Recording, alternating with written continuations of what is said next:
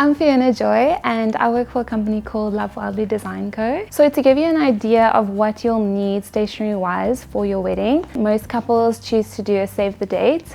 A lot of couples are going digital at the moment just because of the current situation and how the world is going. And then of course your invitations. And on the day you will need programs for your ceremony, especially if you have songs that you're going to sing during the ceremony. You will also need menus for your tables and a seating plan and other signage like a welcome sign. Stationery is one of those things that adds that extra touch, but it doesn't have to be over the top.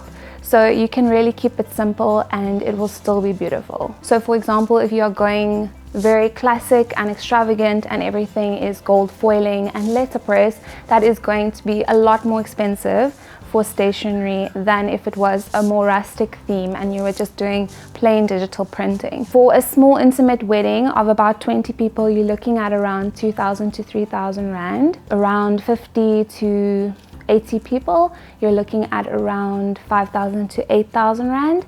And then obviously if you have 100 guests or more, you can spend anything between 10 and 20,000 Rand. So it really depends on the number of your guests. If you are on a tight budget, it is possible to design your own stationery, but I only suggest you do this if you feel comfortable to do so. I get a lot of DIY brides who have designed their own stationery on Canva or another design app, and they simply come to me to print their stationery so it still looks beautiful.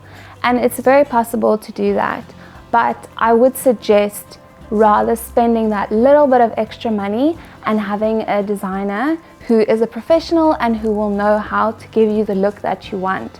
The thing about a designer is they'll be able to give you a cohesive look running throughout your wedding. So from the moment that your guests get your save the date or your invite, they will know what to expect. And the thing about stationery is you have to remember that you want your guests to get excited about it. It's the first thing they see before your wedding, so it's really important that it comes across professional and that it looks great.